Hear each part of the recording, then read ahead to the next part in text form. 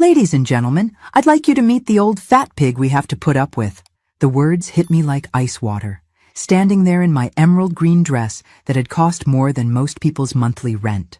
I watched Bradley's new bride, Sophia, gesture toward me with a champagne flute while her wealthy family erupted in laughter. Then her father's face went white as fresh snow. Wait, aren't you Margaret Harrison, my new boss at Harrison Industries? Where are you watching from today? Drop your location in the comments below and hit that like and subscribe button. Let me tell you how I ended up being called a pig at my own son's wedding, the wedding I'd paid for entirely, down to the last rose petal. 2 hours earlier, I'd been adjusting Bradley's bow tie in the church vestry, proud as any mother could be.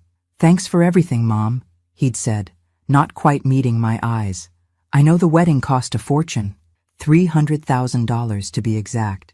Not that I was counting. I'd watched him fidget with his cufflinks, the ones his father wore at our wedding 32 years ago, before cancer took him when Bradley was 12. "Your father would be so proud," I whispered, straightening his shoulders. But as I stood in that reception hall, listening to my son's new in-laws mock me openly, I realized pride was a luxury I could no longer afford. The Harrison family owned half the commercial real estate in Chicago. James Harrison, Sophia's father, controlled a business empire worth billions. What he didn't know was that his company's board had voted me in as CEO exactly 1 week ago. My first official day was Monday morning. "Mrs. Harrison?" James stammered, his champagne glass trembling slightly. I had no idea. Sophia never mentioned. "Mentioned what, Daddy?" Sophia's voice was sharp with confusion. She looked between us, her perfect smile faltering. "That Bradley's mother is Margaret Harrison." The silence spread like spilled wine across white linen. Sophia's mother, Patricia, stepped forward with the kind of smile wealthy women perfect in finishing school. "Oh my goodness, what a delightful coincidence. You share the same last name as my husband's company." "Not a coincidence," I said calmly, watching James's face cycle through several shades of pale. "I kept my married name after my husband died. Harrison Industries was his family's business. I inherited his shares when he passed. The math was simple enough, even for people distracted by champagne. Controlling interest, voting power, the ability to hire and fire anyone I pleased." Sophia's laughter died completely. "You're saying you own Daddy's company?" "Not own, dear. Control." I smiled the same smile I'd used in 100 board meetings. "There's a difference." Bradley appeared at my elbow, finally sensing the tension. "Mom, is everything okay?" I looked at my son, this man I'd raised alone after losing his father, who'd worked 2 jobs to put through business school, who'd sacrificed everything to give him every opportunity, and realized he'd positioned himself slightly closer to his new wife than to me. "Everything's perfect, sweetheart," I said, patting his arm. "I was just getting acquainted with your new family." James cleared his throat, his business instincts finally kicking in. "Mrs. Harrison, perhaps we could schedule a meeting next week. I'd love to discuss—" "Monday morning," I interrupted smoothly. 9 o'clock sharp. My assistant will send you the address." I turned to Sophia with my warmest smile. "Congratulations on your marriage." "Dear, I'm sure we'll be seeing much more of each other." As I walked away, I heard Sophia hiss to her mother, "Why didn't you tell me she was somebody important?" "We didn't know," Patricia whispered back frantically. "Your father said Bradley's mother was just some middle-class widow. Just some middle-class widow."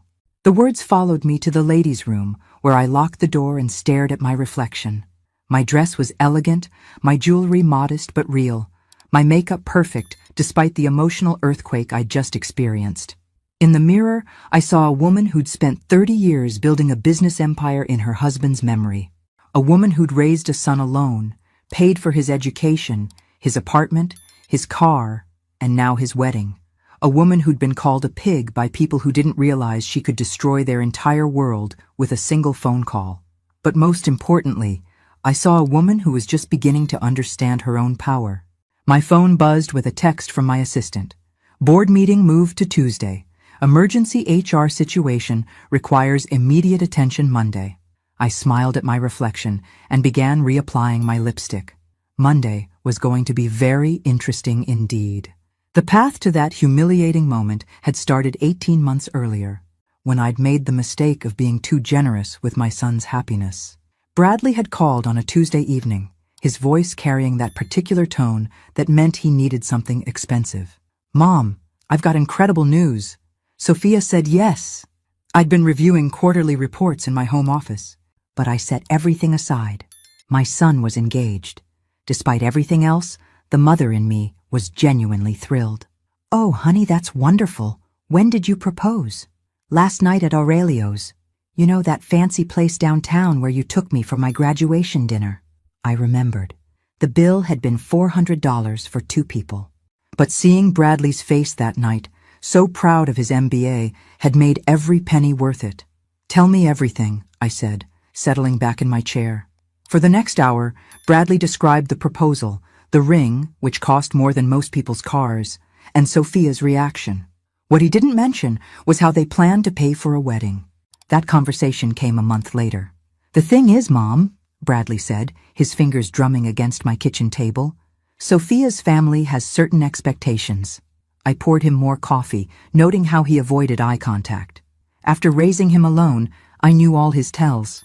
"What kind of expectations?" "Well, her sister's wedding was at the Four Seasons, 300 guests, very elegant affair. I'm sure it was beautiful. And her cousin got married at the Drake Hotel. Sophia's been dreaming of something similar since she was a little girl." I waited. In business, silence was often the most powerful negotiation tool. "The venues she's looking at are around $200,000, he said quickly. "Just for the basics, not including flowers, music, photography, all the other things." $200,000, I repeated calmly. "I know it sounds like a lot, but Mom, she's the one. I want to give her everything she deserves." "What about what you deserve?" I thought. "What about what I deserve after sacrificing everything for your happiness?" But I looked at my son's face, so hopeful, so young despite being 31 years old, and I felt the familiar tug of maternal love overriding common sense. "Have you talked to Sophia about a smaller wedding?" "You don't understand. Her family, they're wealthy, Mom. Really wealthy. Her father owns Harrison Industries." The irony wasn't lost on me. My son had no idea that I'd been quietly acquiring shares in James Harrison's company for years, building toward the controlling interest my husband had always dreamed of securing. "And you feel pressure to match their lifestyle?" "I want to be worthy of her," he said simply. Those 6 words broke my heart. I'd raised this boy to believe he was worthy of anything, anyone. How had I failed so completely that he thought love required a price tag? "Bradley, if she loves you, a courthouse ceremony would be enough." "Mom, please, I'm not asking you to pay for everything. Just help us get started. I'll pay you back once my career takes off." His career. Bradley had graduated with his MBA a year earlier and was working at a mid-level consulting firm, making decent money but nowhere near enough to support the lifestyle he'd grown accustomed to through Sophia's family. "How much help are we talking about? Maybe $250,000? $300 at most?" $300,000. The number sat between us like an unwelcome dinner guest. "Bradley, that's more money than most people make in 5 years." "I know, but you can afford it, right? The business is doing well. And after Dad's life insurance." He trailed off, realizing how callous that sounded. My husband's death had indeed left me financially comfortable, but hearing my son calculate the value of his father's life so casually made me feel sick. "Let me think about it," I said. That night I sat in my husband's study, looking at his photograph on the desk. We'd built Harrison Industries together, starting with a single small office building and growing it into one of Chicago's premier commercial real estate companies. After he died, I'd continued expanding, making strategic acquisitions, building the empire he'd envisioned. "What would you do?" I asked his picture. But I already knew the answer.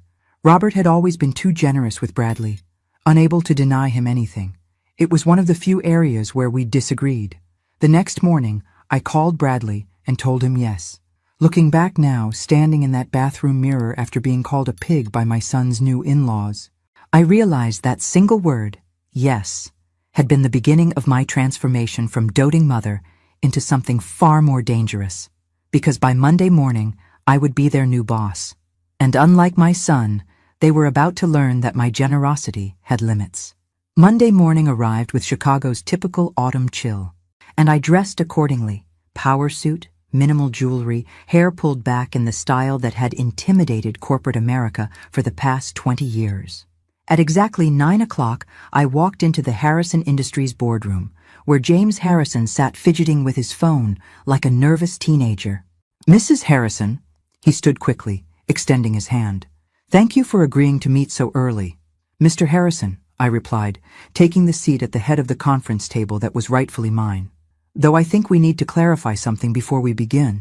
I opened my briefcase and removed a folder containing the stock certificates, board resolutions, and legal documentation that proved my controlling interest in his family's company. As of last Monday, I own 51% of Harrison Industries, which means this is my boardroom, and you work for me. James's face cycled through several emotions before settling on barely controlled panic. "Mrs. Harrison, I think there's been some misunderstanding. This company has been in my family for 3 generations, built on land and initial capital provided by my husband's grandfather in 1952, I corrected calmly. "Your grandfather was the junior partner, Mr. Harrison. The contracts are quite clear." I slid a manila envelope across the polished table. Inside were photocopies of the original partnership agreements, documents I'd spent years tracking down through legal archives and private collections. "Your family managed the business beautifully while maintaining minority ownership. But when my husband died, his shares passed to me. I've spent the last 15 years quietly purchasing additional stock whenever it became available." "This is impossible," James whispered.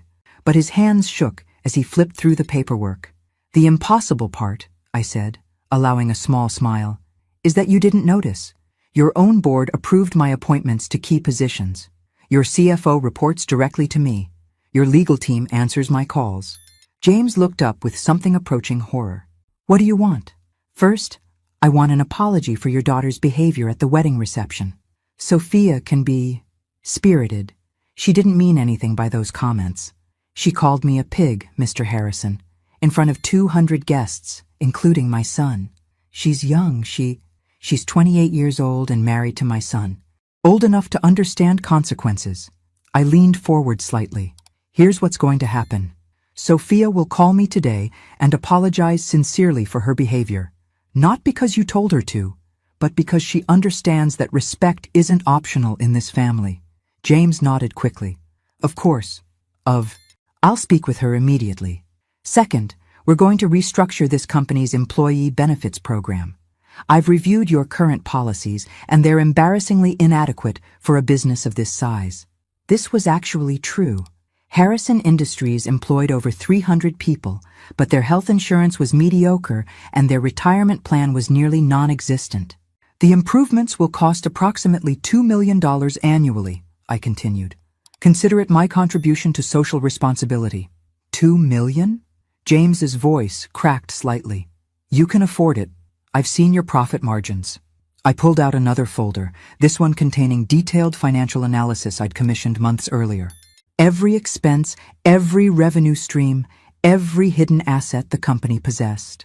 "Third, your son-in-law Bradley will be receiving a promotion to senior associate with appropriate salary adjustment.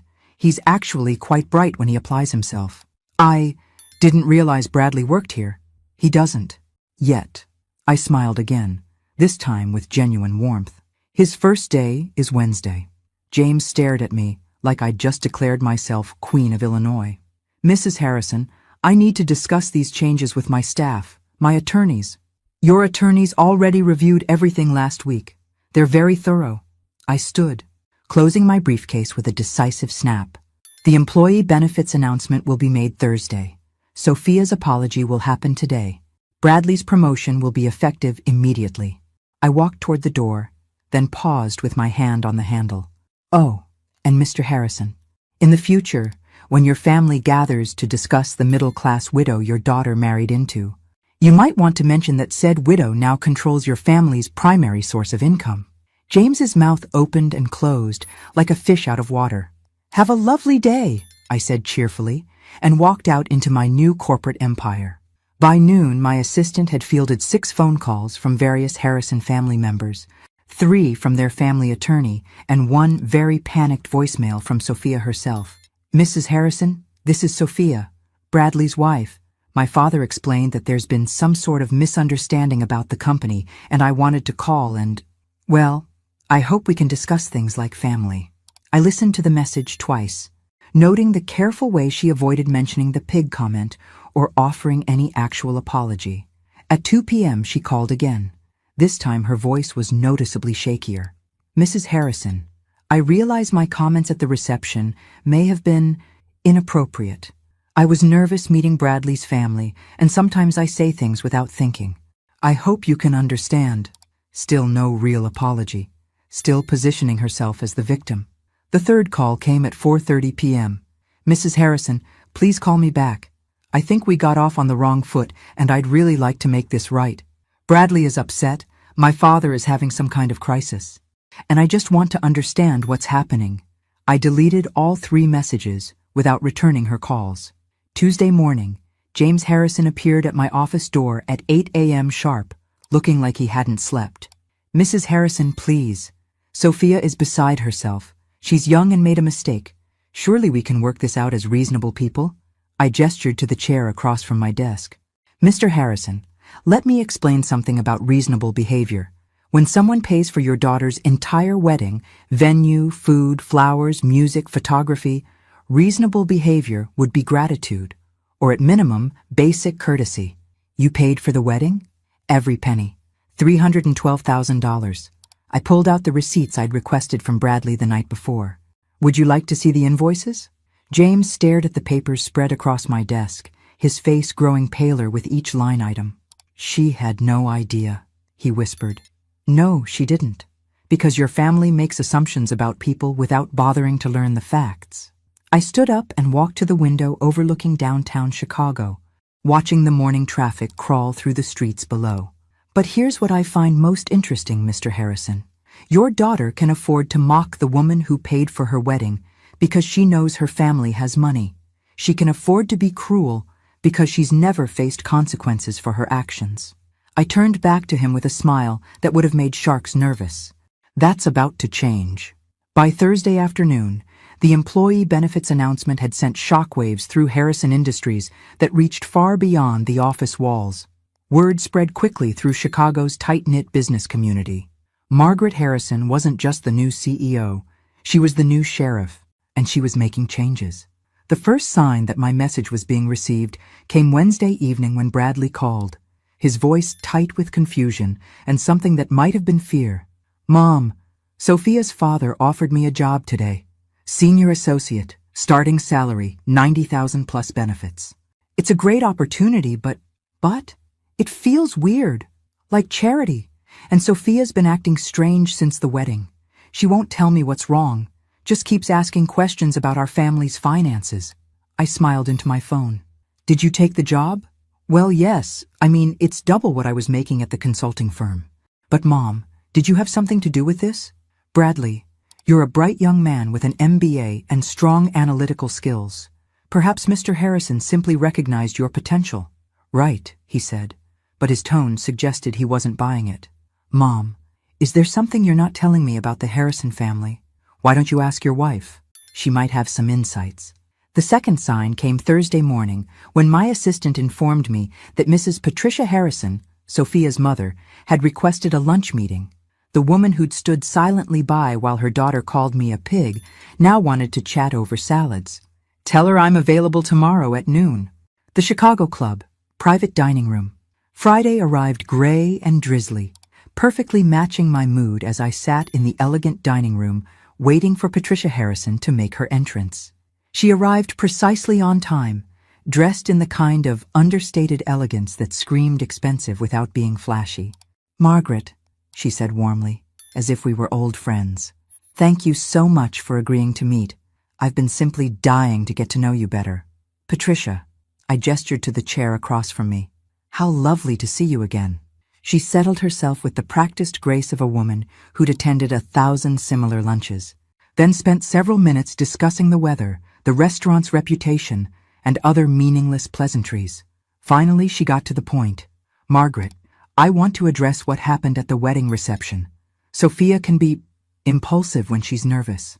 She was overwhelmed by the day, and I'm afraid she spoke without thinking. Impulsive, I repeated. Is that what we're calling it? She's mortified by her behavior. Absolutely mortified. She wanted to call and apologize personally, but she's been so worried about making things worse. I sipped my water, watching Patricia's carefully constructed composure. And yet, she's called my office 3 times without actually apologizing. Patricia's smile flickered slightly.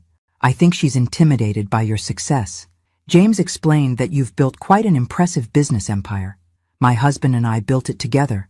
I've simply continued his vision. Of course.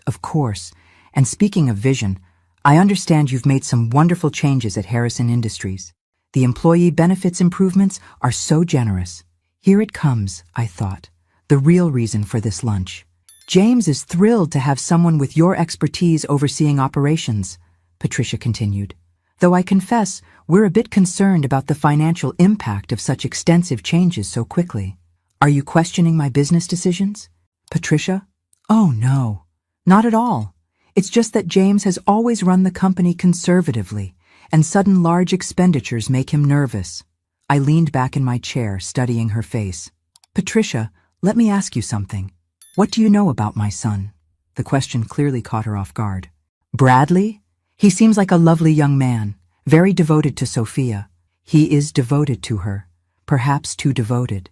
Bradley spent his entire savings account on your daughter's engagement ring, borrowed money for the wedding suit, and when that wasn't enough to meet your family's standards, he came to me. Patricia's fork paused halfway to her mouth. $300,000, Patricia. That's how much your daughter's perfect wedding cost. Not your family's money, not even Bradley's money. Mine. The color drained from Patricia's face. I had no idea. No, you didn't. Because your family assumes that anyone who doesn't flaunt wealth must not have any. I leaned forward, my voice dropping to just above a whisper. But here's what I find most interesting about your family's finances, Patricia.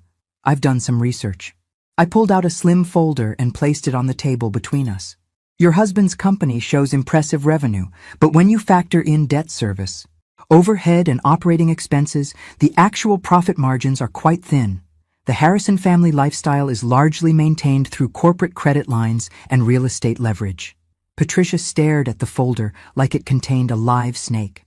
In other words, your family's wealth is mostly theoretical. Beautiful on paper, but highly vulnerable to market fluctuations or changes in corporate leadership. What are you saying? I'm saying that I could fire your husband tomorrow and replace him with someone who actually understands modern business practices. I could restructure the company's debt obligations. I could sell off assets your family considers untouchable. I smiled pleasantly while Patricia's world crumbled behind her eyes. Or, I continued, your daughter can call me tonight and offer a genuine apology for her behavior at the wedding reception. Not because she's intimidated or embarrassed, but because she understands that calling someone a pig is unacceptable regardless of their perceived social status. Patricia's hands trembled slightly as she reached for her water glass. And if she apologizes? Then we're family, and I take care of family. I stood, placing my napkin on the table. But Patricia, understand this. I'm not some middle-class widow who can be dismissed or mocked.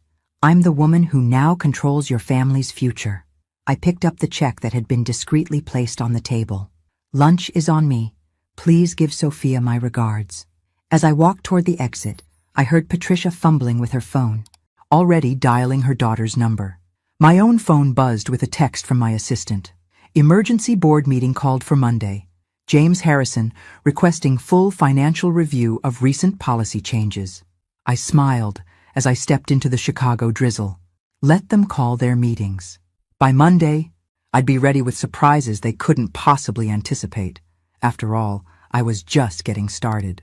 Sophia's call came at 9:47 p.m. that Friday night, just as I was settling into my leather armchair with a glass of wine and my husband's favorite book of poetry.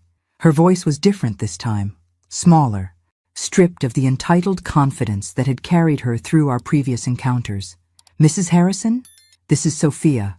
I know it's late, but I couldn't wait until tomorrow. Good evening, Sophia. I owe you an apology, a real one. Not the half-hearted attempts I've been making all week. She took a shaky breath. What I said at the reception was cruel and inexcusable. Calling you a pig was wrong, no matter what I was feeling or thinking. You paid for our entire wedding, and I repaid your generosity with insults and humiliation. I said nothing, letting her words hang in the air. I've been thinking about why I said it, and I think I was scared. Bradley talks about you constantly, how strong you are, how successful, how you raised him alone after his father died. I felt like I could never measure up to the mother he describes. Interesting. This was more honest than I'd expected. So when I saw you at the reception, I saw this elegant, poised woman, and I felt inadequate, small, and instead of dealing with those feelings like an adult, I lashed out to make myself feel bigger by making you smaller. And how did that work out for you? I asked quietly. It didn't. It backfired spectacularly, and now I've hurt the person I should have been thanking. Her voice broke slightly. Mrs. Harrison, I know I don't deserve your forgiveness, but I'm asking for it anyway. I want to be the kind of wife Bradley deserves, and the kind of daughter-in-law you deserve. I took a slow sip of wine, considering her words. There was something in her tone that suggested genuine remorse, though it might have been motivated more by fear than actual understanding. Sophia, thank you for calling. I appreciate your honesty about your motivations. Does this mean, can we start over? We can try, I said carefully, but understand that trust is rebuilt through actions, not just words. Yes, absolutely. Whatever I need to do to make this right, I'll give that some thought. In the meantime, I have one question for you. Anything. At the reception, when you introduced me to your family, you clearly believed you were speaking to people who shared your opinion of me, which means this wasn't a spontaneous insult. It was a planned humiliation. Silence stretched between us for nearly 10 seconds. Yes, she whispered. I had told them beforehand that Bradley's mother was difficult, that she was always interfering and trying to insert herself into our relationship. But I've met you exactly twice before the wedding, both times at family dinners Bradley organized. We've spoken for perhaps 20 minutes total. I know. I was repeating what Bradley had said. The words hit me like a physical blow. My own son had been complaining about me to his fiancée, painting me as some kind of meddling mother-in-law before I'd even met her family. What specifically did Bradley tell you about me? He said you had trouble letting go, that you still treated him like a child, that you used money to maintain control over his life. Her voice was barely audible. He said you'd probably try to take over the wedding planning and that I should be firm about boundaries. I closed my eyes, feeling something fundamental shift inside my chest. The son I'd raised, supported, and sacrificed for had been systematically undermining me to justify accepting my financial support while rejecting my emotional presence. Sophia, thank you for your honesty. That took courage. Mrs. Harrison, I realize now that everything he told me was wrong. You're not controlling. You're generous. You're not interfering. You're loving. I should have formed my own opinion instead of accepting his characterization. Yes, you should have. I stood and walked to the window, looking out at the city lights. But Bradley is my son, and his opinion matters most in this situation. He loves you, Sophia said quickly. He really does. I think he's just confused about how to be grateful without feeling guilty about accepting so much help. Perhaps. We'll see. After ending the call, I sat in my husband's study, surrounded by his books and photographs, trying to reconcile the son I thought I knew with the man who apparently saw me as a burden to be managed. Robert's voice seemed to whisper from the shadows. You gave him everything he wanted instead of teaching him to want what he could earn. My phone buzzed with a text from Bradley. Mom, Sophia said she talked to you tonight. I hope we can all have dinner soon and work things out. I hate that there's tension in the family. I stared at the message for a long time before responding. We definitely need to talk. Soon. Saturday morning brought an unexpected visitor. I was reading the business section of the Tribune when my doorbell rang at 8 a.m. Through the peephole, I saw James Harrison standing on my front porch, looking like he'd aged 5 years in the past week. Mr. Harrison, I said, opening the door. This is a surprise. Mrs. Harrison, I apologize for the early hour. I was hoping we could speak privately before Monday's board meeting. I led him to my living room, noting how his eyes took in the understated elegance of my home. Quality furniture, original artwork, family photographs that spoke of a life well lived rather than wealth displayed. Coffee? Please. He settled into the chair across from my sofa, his hands clasped tightly in his lap. Mrs. Harrison, I want to be direct. I've called an emergency board meeting because I need to understand your intentions for Harrison Industries. My intentions are simple: to run a profitable, ethical business that serves its employees and community well. The employee benefits changes alone will cost the company nearly $2 million annually. The facility improvements you've authorized add another $500,000. These aren't sustainable expenditures given our current profit margins. I poured coffee from the silver service that had been my wedding gift 32 years earlier. James, what do you know about your company's actual financial position? I know we're profitable but conservative. We maintain steady growth without taking unnecessary risks. You're profitable but stagnant, I corrected. Your company owns 37 commercial properties in prime Chicago locations. The rental income alone should generate 50% more revenue than you're currently showing. I handed him a coffee cup and sat down with my own. Your problem isn't profitability, James. It's management. You're running a 21st century real estate empire with 1980s business practices. I've been in this business for 30 years, he said stiffly. And you've done adequately. But adequately isn't enough anymore. I smiled, but there was no warmth in it. Which brings us to Monday's board meeting. James shifted uncomfortably. The board has some concerns about the rapid pace of change under new leadership. The board consists of 7 members. 3 were appointed by me over the past 18 months. 2 others are longtime business associates who respect my husband's legacy. That leaves you and your cousin, Edward. I watched his face as the mathematics of corporate democracy sank in. In other words, James, your emergency board meeting is going to be very educational. For you. He set down his coffee cup with shaking hands. What do you want from us? From my family? I want what I've always wanted. Respect. Not for my money, not for my corporate position, but for me as a person worthy of basic human decency. I stood and walked to the mantelpiece where my wedding photograph sat beside pictures of Bradley from birth through college graduation. Your daughter called me a pig at my son's wedding, James. She did it because she believed her family's money made her superior to the woman who'd paid for her celebration. That kind of casual cruelty reveals something ugly about character. Sophia is young. Sophia is old enough to be married. Old enough to understand consequences. I turned back to him. But she's not my real problem, is she? James stared at me with growing dread. My real problem is my son, who's been telling his wife that I'm a controlling, interfering mother who uses money to manipulate him. My son, who accepted $300,000 for his wedding while simultaneously resenting me for providing it. Family relationships are complicated. Yes, they are. And Monday morning, we're going to simplify them considerably. I walked him to the door, my mind already working through the details of what Monday's board meeting would bring. Have a lovely weekend, James. Give my regards to your family. As I watched him drive away, I realized that everything up to this point had been preparation. The real battle was just beginning, and this time I intended to win. Monday morning's board meeting began at 9 o'clock sharp in the Harrison Industries conference room, with James Harrison looking like a man facing his own execution.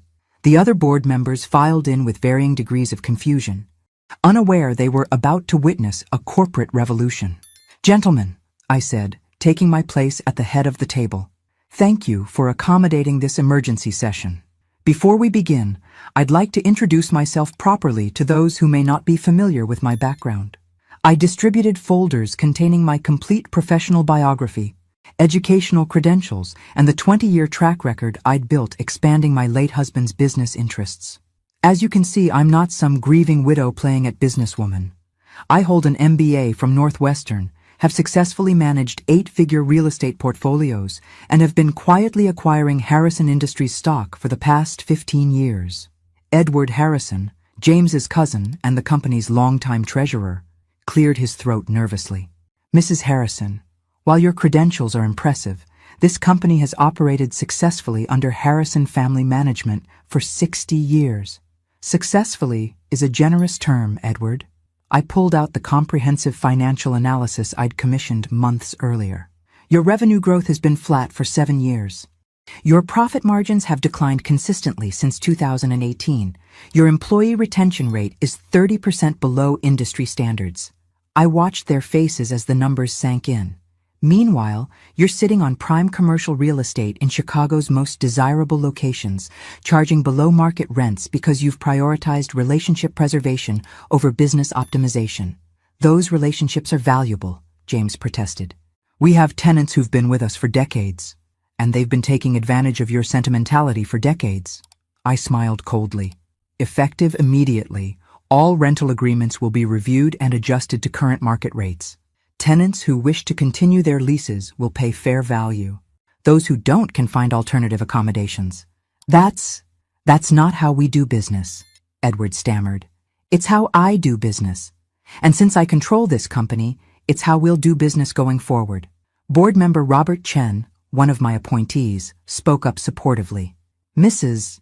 Harrison's analysis is thorough and accurate. Harrison Industries has been underperforming for years. The employee benefits improvements alone will cost us $2 million annually, James said desperately. We can't afford such extravagance. James, your family extracted $1.8 million in executive salaries last year while contributing essentially nothing to actual business operations. I let that fact settle over the room. Your son works in marketing but spends most of his time playing golf. Your nephew manages property maintenance by delegating everything to contractors while collecting a 6-figure salary. The silence was deafening. So here's what's going to happen. Executive compensation will be tied directly to performance metrics. The marketing department will either generate measurable results or be eliminated entirely. Property management will be professionalized with actual oversight and accountability. You can't just eliminate family members from family business, Edward protested. I can and I will if they can't justify their positions with actual work. I stood, gathering my materials. This meeting is concluded. Implementation of all discussed changes begins tomorrow. Wait, James called out desperately. We need to vote on these proposals. No, James. You need to understand something about corporate governance. I turned back to face the table. I don't need your approval for business decisions. I need your compliance. As I walked toward the door, I heard Edward whisper to James, "How did we let this happen?" The answer was simple. They'd been so focused on maintaining their comfortable lifestyle that they'd never noticed someone else building the power to destroy it. My phone buzzed with a text from Bradley as I returned to my office. "Mom, can we have dinner tonight? Sophia is really upset about everything that's happening with her family." I stared at the message, feeling that familiar tug between maternal love and growing resentment. My son wanted to discuss his wife's feelings while remaining completely oblivious to mine. 7 o'clock, I texted back. My house. It was time for Bradley and I to have the conversation we should have had years ago. The afternoon brought a parade of panicked phone calls from various Harrison family members, all trying to understand what was happening to their comfortable world. I ignored most of them, but answered when Patricia Harrison called at 3 p.m. "Margaret, please, we need to talk. The family is in crisis. The family is experiencing accountability for the first time in decades, Patricia." I'd hardly call that a crisis. James came home looking like someone had died. He's locked himself in his study and won't speak to anyone. Perhaps he's reflecting on 30 years of mediocre business practices. This isn't just about business anymore, is it? This is personal revenge for what happened at the wedding. I leaned back in my office chair, looking out at the Chicago skyline. Patricia, if I wanted personal revenge, your family would already be homeless. What I want is respect. And since your family only understands power, I'm speaking your language. What can we do to fix this? That depends entirely on how quickly your family learns to treat people with basic human decency. After hanging up, I spent the rest of the afternoon reviewing personnel files and financial records, preparing for the changes I'd implement over the coming weeks. But my mind kept drifting to the evening's dinner with Bradley and the conversation that would finally reveal how my son really saw me. At 6:30, I set the dining room table for 3, using my finest china and silver. If this was going to be a confrontation, it would at least be a civilized one. Bradley and Sophia arrived precisely at 7, both looking like they were attending a funeral rather than a family dinner. Sophia's eyes were red from crying, and Bradley wore the same expression he'd had as a child when he knew he was in trouble but couldn't figure out how to fix it. "Mom," he said, kissing my cheek awkwardly. "Thank you for agreeing to see us." "Of course, sweetheart. You're always welcome here." Dinner passed in uncomfortable small talk until I finally set down my fork and looked directly at my son. "Bradley, we need to discuss something that's been troubling me." His face went pale. "What's wrong?" "Sophia told me about the conversations you had with her regarding my character. Specifically, your concerns about my being controlling and manipulative." The color drained completely from his face as he realized his wife had shared their private discussions.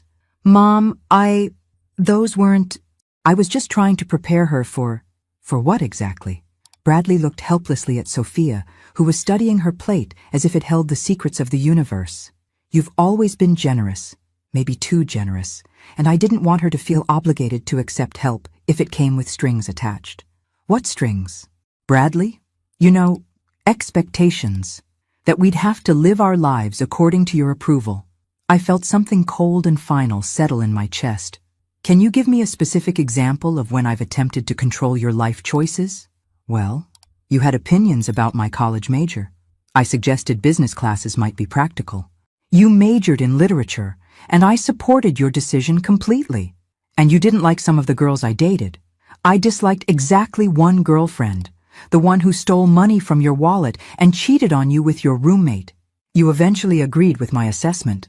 Bradley squirmed in his chair, clearly realizing his examples weren't supporting his case. "The point is, I wanted Sophia to know she didn't have to accept your help if it made her uncomfortable. Except she did accept my help. You both did. $300,000 worth of help. And we're grateful." "No, Bradley. You're resentful." I stood up, my voice remaining calm despite the rage building inside me. "You wanted my money, but not my presence. You wanted my support, but not my opinions. You wanted me to be a bank, not a mother." "That's not true." "Then explain to me why your wife felt comfortable calling me a pig in public. Explain to me why she believed her family would find that entertaining rather than horrifying." Sophia finally looked up, tears streaming down her face.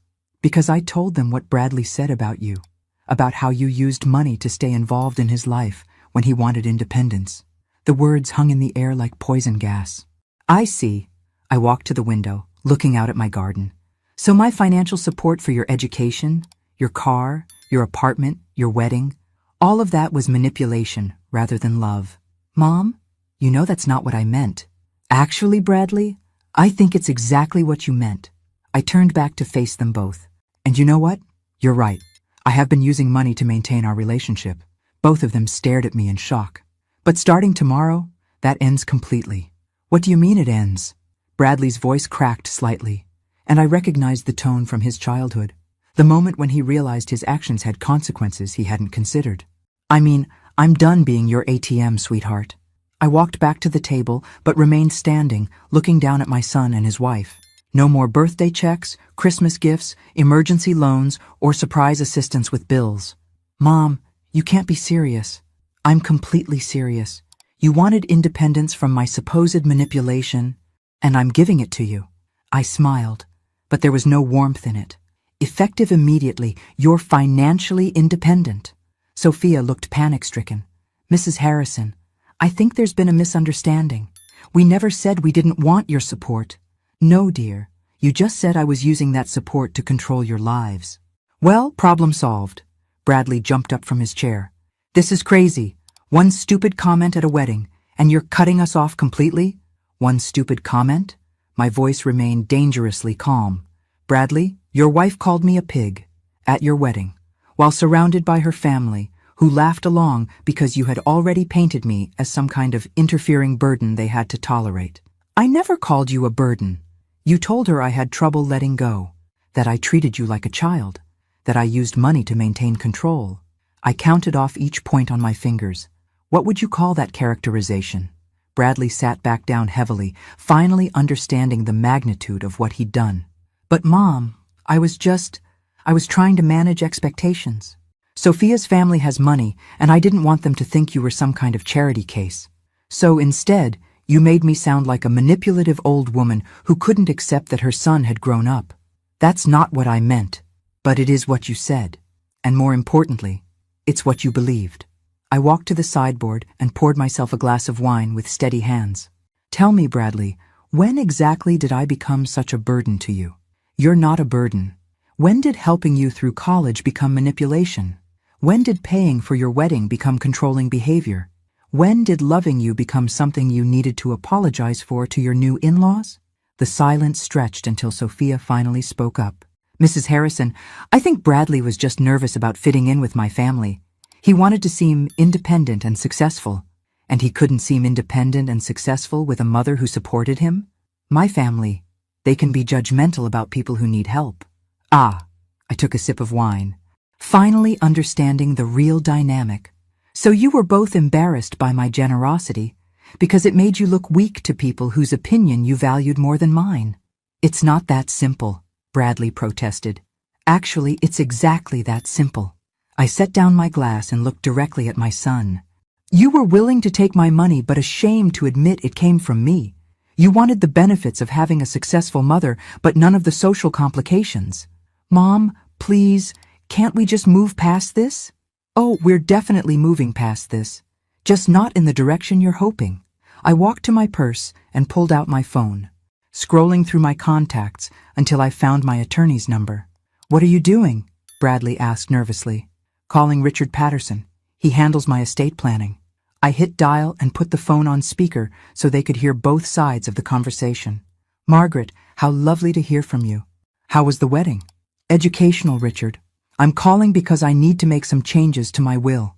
The silence from my dinner guests was deafening. Of course. What kind of changes are we talking about? I want to remove my son as primary beneficiary and establish a charitable foundation instead. Bradley shot to his feet so fast his chair fell over. Mom, you can't be serious. Richard, are you getting all this? My son seems surprised that actions have consequences. Margaret, perhaps we should schedule a meeting to discuss this properly. Major estate changes shouldn't be made in emotional moments. This isn't emotional, Richard, it's logical. Why would I leave my assets to someone who sees my support as manipulation? Sophia started crying harder, and Bradley looked like he might be sick. I'll call you tomorrow to schedule an appointment, I told Richard. Good evening. After hanging up, I looked at my son's stricken face and felt a pang of regret. But only a small one. Mom, please. I know I screwed up, but changing your will? That's extreme. Is it? You've spent years accepting my financial support while privately resenting me for providing it. You've encouraged your wife to view me as an obstacle rather than an asset. You've allowed her family to mock me publicly while sitting silent. I can fix this. We can fix this. How, Bradley? How exactly do you fix years of taking someone for granted? I'll talk to Sophia's family. I'll make them understand that they were wrong about you. They weren't wrong about me, sweetheart. They were wrong about my willingness to tolerate disrespect. I walked back to the table and began clearing the dinner plates. Your wife apologized beautifully the other night. Sincere, thoughtful, honest about her motivations. But you know what she also revealed? I paused in my plate clearing to look directly at him. That every cruel thing she believed about me came from you. Bradley slumped back into his chair. I never meant for it to go this far.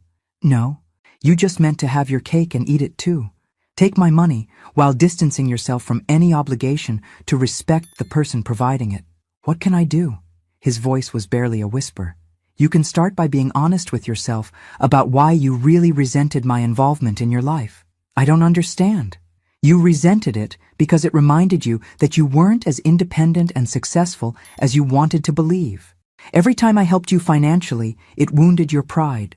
Bradley stared at me with growing recognition.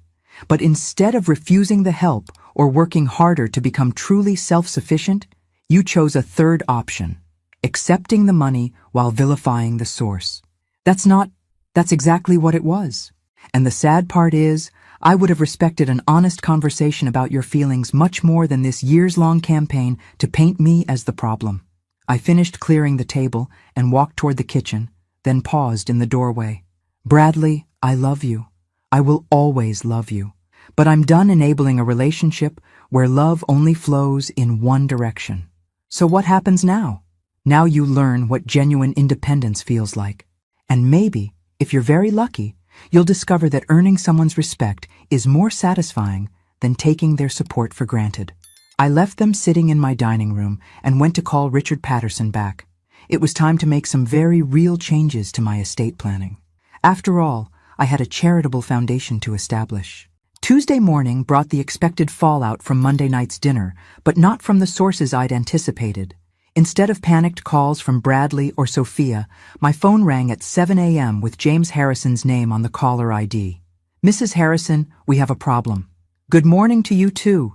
"James, what seems to be the issue?" 3 of our largest tenants received lease renewal notices yesterday demanding immediate rent increases averaging 40%. They're threatening to vacate. I smiled into my coffee cup. That's unfortunate. I'm sure we can find new tenants who appreciate fair market value. "Mrs. Harrison, these companies have been with us for over 20 years. Johnson & Associates alone represents 12% of our rental income. James, Johnson & Associates has been paying 1987 rates for premium downtown office space. They've enjoyed subsidized rent for 2 decades while their own revenues increased exponentially. But if they leave, we'll lease their space to companies willing to pay what it's actually worth. I've already had preliminary conversations with 3 firms looking for downtown locations." This was true. I'd spent Monday afternoon making strategic phone calls while Bradley and Sophia processed their new reality. "You can't make these kinds of decisions without consulting the board. James, I can make any decisions I want. That's what controlling interest means." I set down my coffee and walked to my home office. "However, if you'd like to discuss this further, I'll be in the office at 9. "Mrs. Harrison, please. My family built those relationships. Your family exploited those relationships. There's a difference." After hanging up, I reviewed the list of changes I'd planned for Harrison Industries. Rent increases were just the beginning. By the end of the week, I'd eliminate redundant positions, restructure the corporate hierarchy, and implement performance standards that would shock them into either productivity or resignation. My second call came from Patricia Harrison at 8:30, her voice tight with barely controlled hysteria. "Margaret, James told me about the rent situation. You're going to destroy the company out of spite." "I'm going to optimize the company's performance, Patricia. The fact that this threatens your family's comfortable incompetence isn't my concern. This has gone too far. We understand you were hurt by what happened at the wedding, but punishing everyone isn't the answer. Patricia, let me explain something about punishment versus consequences. Punishment is what you do to hurt someone for past behavior. Consequences are what naturally follow from poor choices."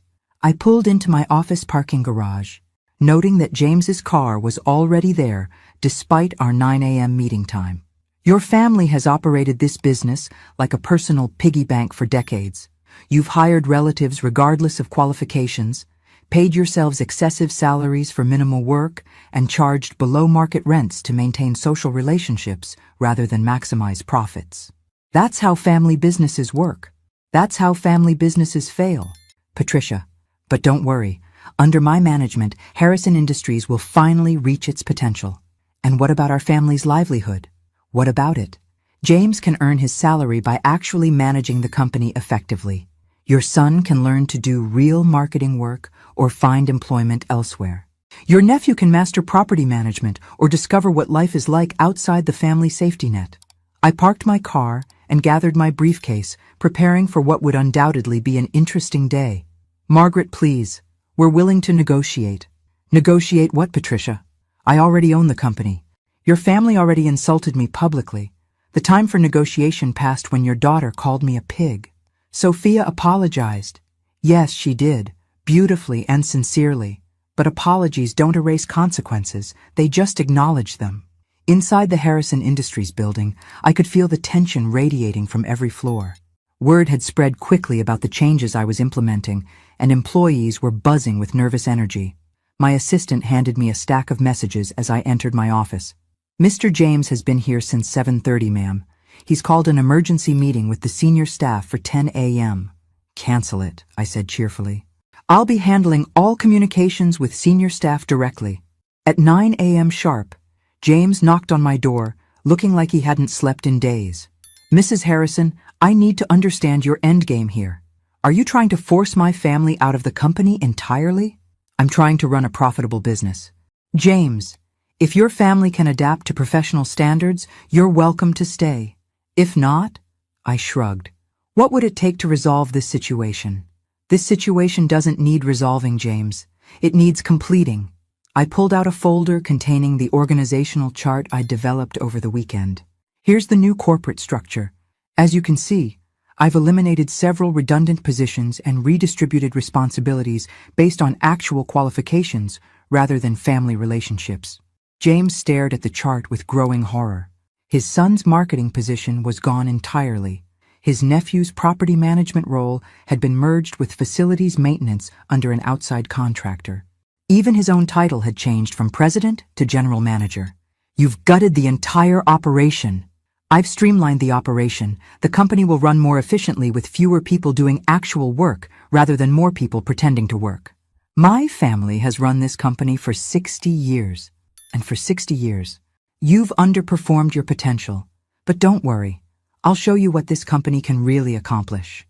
James slumped in his chair, finally understanding that his comfortable world was disappearing permanently. "Mrs. Harrison, what would it take for you to sell the company back to my family?" The question hung in the air while I considered my response. Finally, I smiled. "James, even if your family could afford to buy me out, which you can't, why would I sell a profitable business to people who've proven they can't manage it effectively?" "Because it's our legacy. It's my husband's legacy. Your family just happened to be managing it poorly." My phone buzzed with a text from Bradley. "Mom, I've been thinking about everything you said.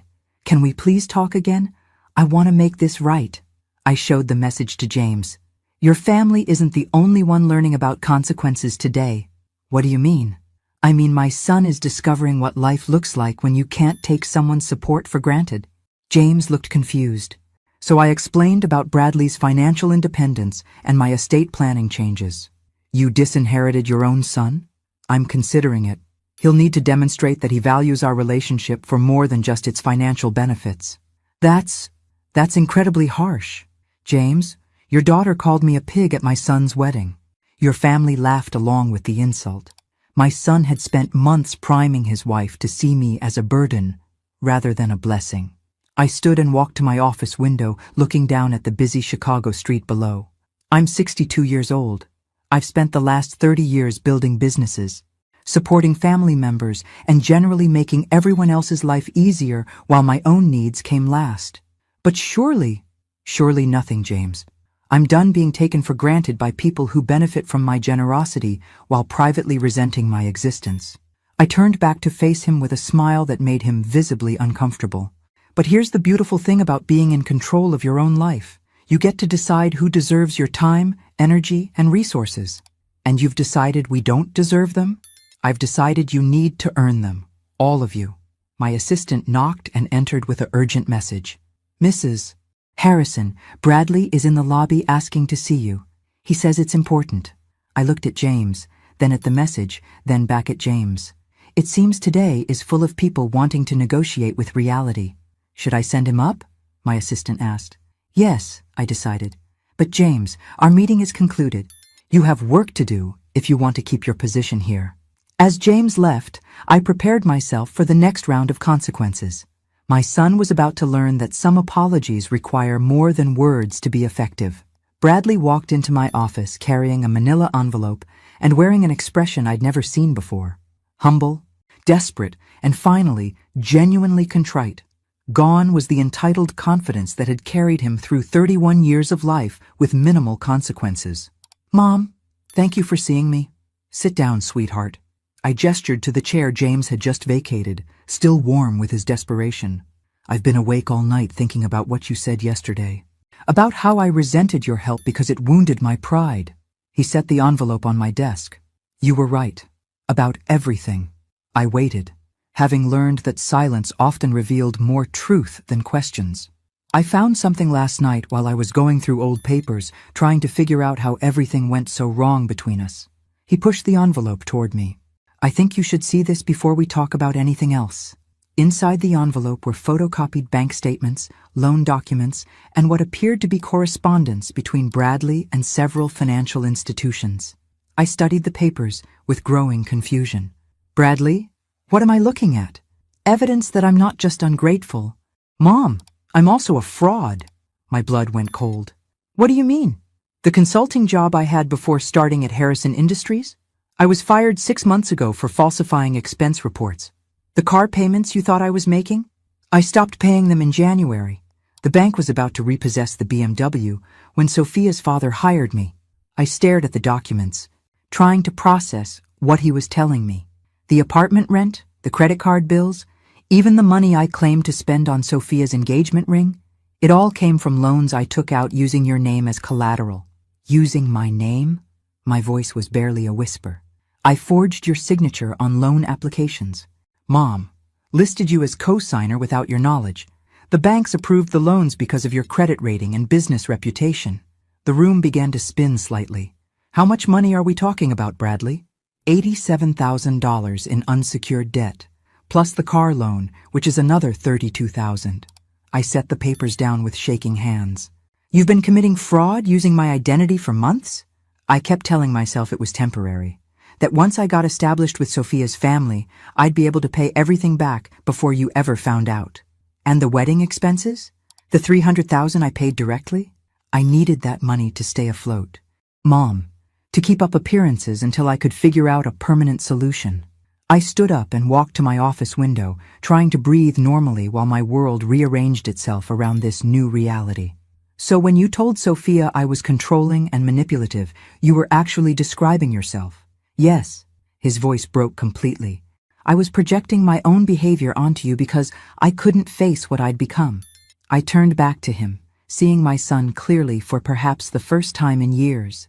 Not the successful, independent man I'd believed I was raising, but someone who'd been lying, stealing, and manipulating his way through life while blaming others for his problems. Bradley, do you understand what you've done? This isn't just about money. I know. I've destroyed your trust. I've committed crimes using your identity. I've ruined everything. You've also put me at legal risk. If those banks discover the forged signatures, they won't.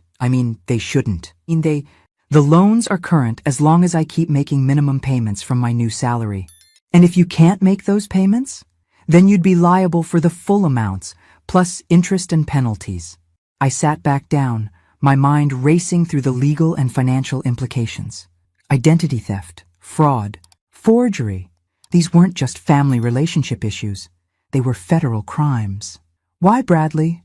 Why risk everything for a lifestyle you couldn't afford? Because I was ashamed. He was crying now, tears streaming down his face. Sophia's family has so much money, and I wanted to be worthy of her. I wanted to be successful and independent like you raised me to be. But you weren't independent. You were drowning in debt while pretending to be successful. I know. And when you offered to pay for the wedding, I saw it as my salvation. I thought if I could just get through the first year of marriage, establish myself with her family, maybe get promoted or find a better job, you thought you could lie your way to success. I thought I could buy enough time to make it true. I pulled out my phone and scrolled to my attorney's number. What are you doing? Bradley asked in panic. Calling Richard Patterson. We need legal advice about how to handle this situation. Mom, please, if this becomes public, it'll destroy my marriage, my career, everything. Bradley, it's already destroyed. The question now is how much damage we can contain. I hit dial and waited for Richard to answer. Margaret, twice in 2 days. Are you having an estate planning crisis? Richard, I need to see you immediately. My son has just confessed to committing identity theft using my name to secure fraudulent loans. The silence on the other end of the phone lasted several seconds. How much money are we talking about? Approximately $120,000 in various loans and credit agreements. Jesus. Margaret, when can you be here? Give me an hour. After hanging up, I looked at my son, this stranger who'd been masquerading as the man I thought I'd raised. Bradley, here's what's going to happen. We're going to see my attorney and determine the best way to resolve this legally. You're going to cooperate fully with whatever course of action he recommends. And then? And then you're going to learn what accountability actually means. Are you going to have me arrested? The question hung between us while I considered my options. On one hand, Bradley was my son, and despite everything, I loved him. On the other hand, he'd committed serious crimes that could have destroyed my reputation and financial stability. I don't know yet, I said honestly, but I'll tell you this. The days of protecting you from the consequences of your choices are over permanently. Bradley nodded miserably. I understand. Do you? Because I don't think you've understood consequences at all up to this point. I'm ready to face whatever happens. We'll see. I gathered the loan documents and put them back in the envelope, my hands steadier now than they'd been when I first read them. One more question. Bradley, does Sophia know about any of this? No. She thinks I'm successful and financially stable. She has no idea about the loans or the job situation. So she married you under false pretenses. I guess, yes. I looked at my son, this man I'd raised to be honest and responsible, who'd instead become a liar and a criminal, and felt something fundamental shift inside me. The next conversation would be with Richard Patterson about damage control and legal strategy. But the conversation after that would be with Sophia Harrison about the man she'd actually married. Because if my family was going to fall apart, at least it would be based on truth instead of lies. 3 hours later, I sat in Richard Patterson's law office with Bradley beside me, watching my attorney review the evidence of my son's systematic fraud with the grim professionalism of a man who'd seen too many family disasters. The good news, Richard finally said, is that we can resolve this without criminal charges if we act quickly and strategically. Bradley sagged with relief, but I remained tense. What's the bad news? The bad news is that Margaret will need to assume responsibility for all the debts to protect her own credit rating and reputation. If the banks discover the forged signatures, they'll pursue both civil and criminal remedies. How much will this cost me in total? Richard consulted his notes. Approximately $137,000 to pay off all existing loans, plus interest and penalties. However, if we handle this correctly, we can characterize the payments as family assistance rather than fraud remediation. I looked at Bradley, who was staring at his hands in shame. And what happens to my son?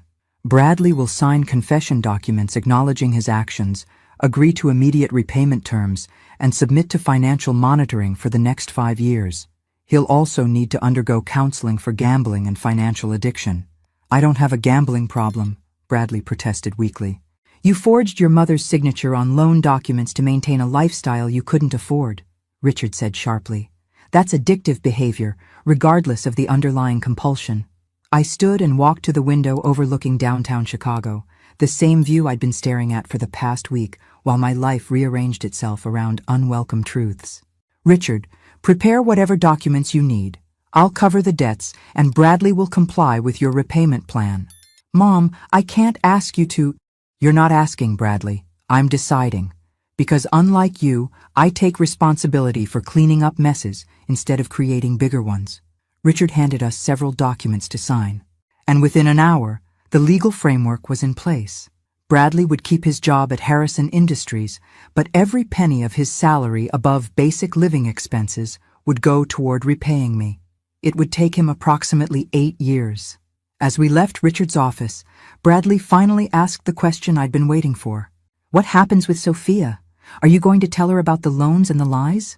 I'm going to tell her the truth, Bradley. Something you should have done before you married her. She'll leave me. She might.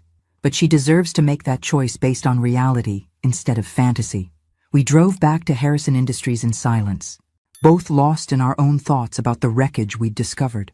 When we arrived, my assistant handed me an urgent message.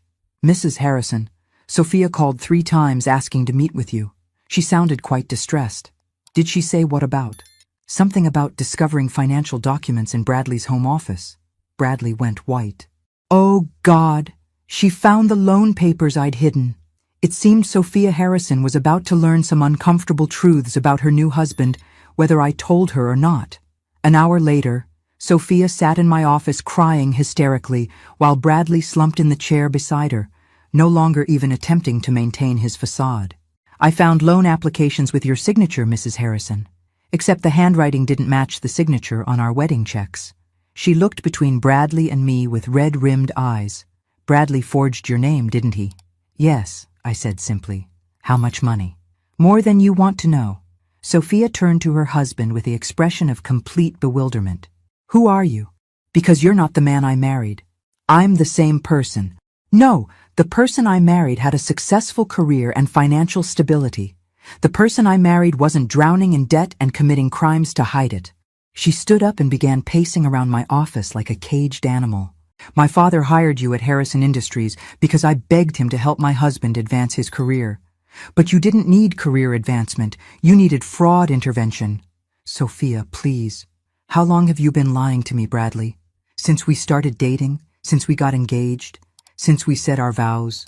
The questions came rapid fire, and Bradley had no answers that wouldn't make things worse. Finally, Sophia turned to me. Mrs. Harrison, I owe you more than an apology for calling you a pig. I owe you an apology for marrying your son under false pretenses and dragging you into our mess. Sophia, no, let me finish. You paid for our wedding. You've been supporting Bradley financially for years, and now you're cleaning up his criminal activity. Meanwhile, I've been resenting you for being too involved in his life. She sat back down, her composure completely shattered. The truth is, you haven't been involved enough. If you'd known what he was really like, maybe you could have stopped this before it destroyed everything.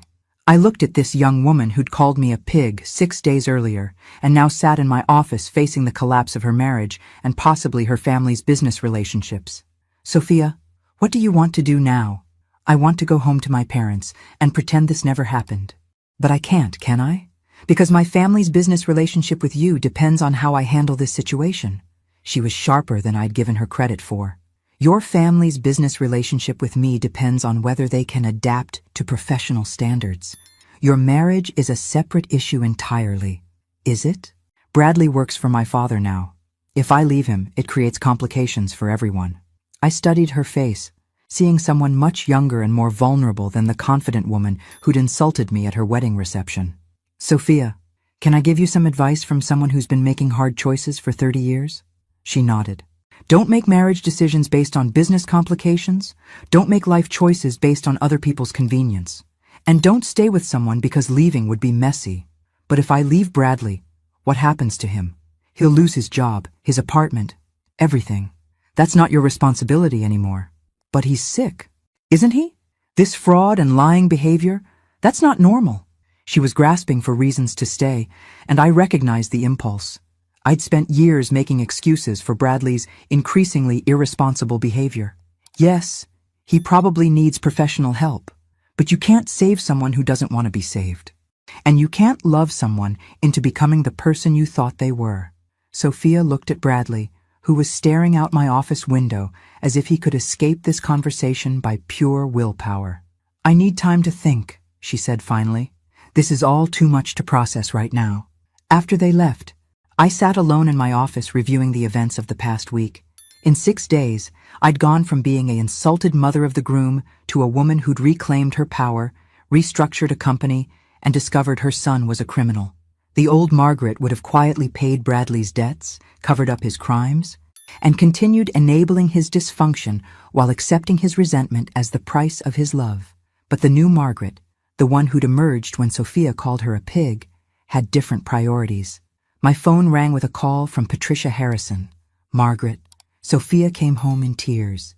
She won't tell us what happened. But James is convinced you've done something to destroy our family. Patricia, your family is destroying itself. I'm just refusing to enable the process. What does that mean? It means consequences, Patricia. Something your family has successfully avoided for decades. Margaret, please. We understand you're angry about the wedding incident. But surely we can resolve this as reasonable people. I laughed, surprising myself with the sound.